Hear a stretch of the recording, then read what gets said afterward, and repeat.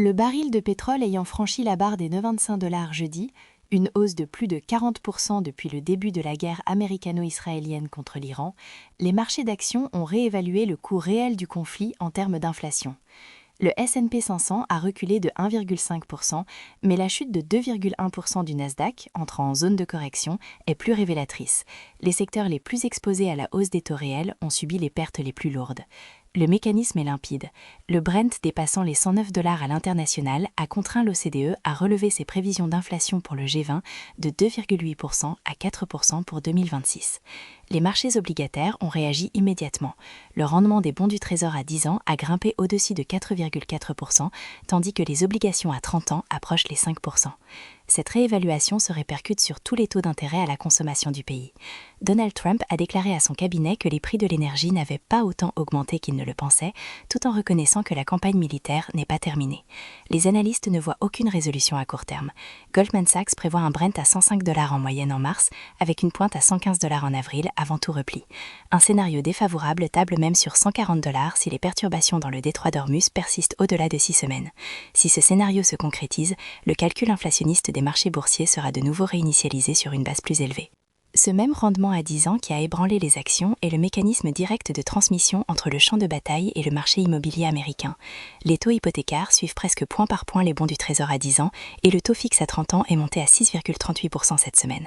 Il s'agit de sa 4e hausse hebdomadaire consécutive et du bond le plus important en une semaine depuis avril 2025.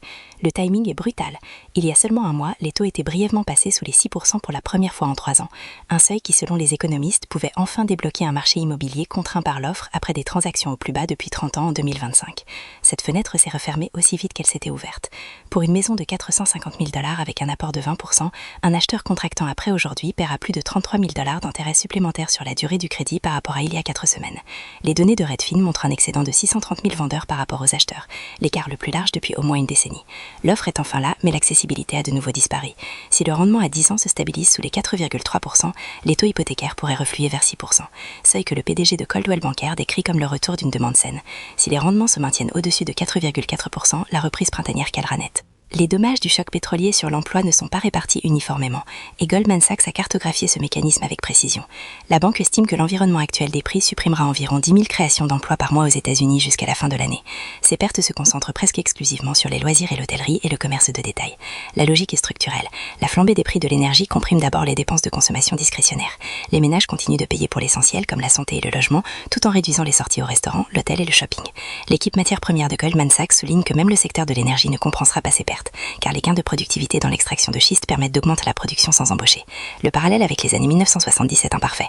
Goldman estime que les chocs pétroliers ont aujourd'hui un impact sur le chômage 3 fois moindre qu'entre 1975 et 1999, car l'économie américaine est moins dépendante du pétrole et le schiste domestique offre un coussin partiel. La génération Z supporte une part disproportionnelle de cette friction. Les données de BOFAM montrent qu'elle affiche le ratio le plus élevé de dépenses d'essence par rapport aux revenus disponibles, et beaucoup travaillent précisément dans les secteurs des loisirs et de l'hôtellerie. Le verdict d'un jury de Los Angeles le 25 mars contre Meta et YouTube a introduit une nouvelle variable de coût dans le bilan de la Big Tech, la responsabilité liée à la conception des plateformes.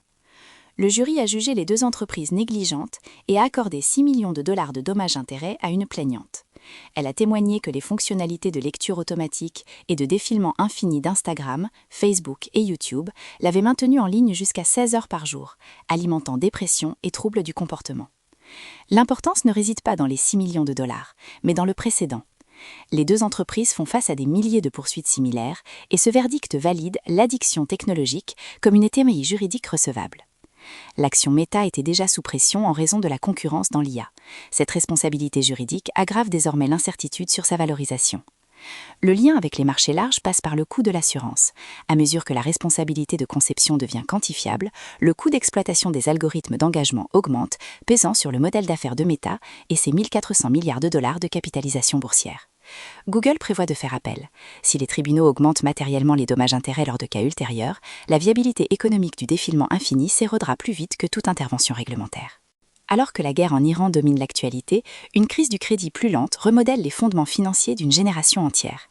Les données FICO publiées cette semaine montrent que le score de crédit moyen national est tombé à 714 fin 2025, son plus bas niveau depuis début 2020. Chez les Américains de 18 à 29 ans, 14,4% ont vu leur score chuter de 50 points ou plus entre 2024 et 2025. Le mécanisme en cause est la reprise du remboursement des prêts étudiants. Le redémarrage agressif des recouvrements par l'administration Trump a poussé 7,7 millions d'emprunteurs en défaut de paiement sur 181 milliards de dollars de prêts fédéraux. Plus de 7 millions d'emprunteurs ont signalé un nouvel impayé l'an dernier, entraînant une baisse moyenne de 62 points de leur score de crédit, assez pour faire basculer beaucoup d'entre eux de la catégorie prime à subprime. Un tel déclin ne se contente pas d'augmenter les taux des cartes de crédit, il ferme la porte aux meilleurs taux hypothécaires et influence les décisions de recrutement. Si les tribunaux rétablissent les protections de remboursement basées sur le revenu, les taux d'impayés pourraient se stabiliser. Dans le cas contraire, la détérioration de la qualité du crédit chez les moins de 30 ans fixera un plafond à la reprise de la consommation que même un accord de paix en Iran ne pourra lever rapidement. Trois mécanismes se disputent désormais la direction des marchés. Premièrement, le détroit d'Ormuz. Goldman Sachs table sur une perturbation sévère de 6 semaines, avec un Brent revenant vers 80 $ au quatrième trimestre. Toute extension du conflit remettrait en jeu un pétrole à 140 $. Deuxièmement, le dilemme de la réserve fédérale. La hausse du pétrole est inflationniste, mais la chute de l'emploi et du crédit à la consommation est déflationniste. Si ces deux forces s'intensifient, la Fed fera face à la paralysie politique typique du piège de la stagflation des années 70. Troisièmement, l'exposition juridique de la Big Tech. Si les cours de Meta et YouTube intègrent une responsabilité systématique sur la conception des plateformes, l'explosion et dépenses en infrastructures d'IA, où Meta engage de centaines de milliards, fera face à une tension entre déploiement de capital et frais de justice croissants. Chaque point de vigilance possède un point d'inflexion. Un pétrole sous les 85 $ soulagerait simultanément l'immobilier et l'emploi. Un signal de baisse de T de la Fed avant le deuxième trimestre relancerait la demande de logement. Et une victoire de Meta en appel limiterait l'expansion de la responsabilité juridique. D'ici là, la trajectoire du marché dépendra de la durée de la guerre et non des bénéfices des entreprises.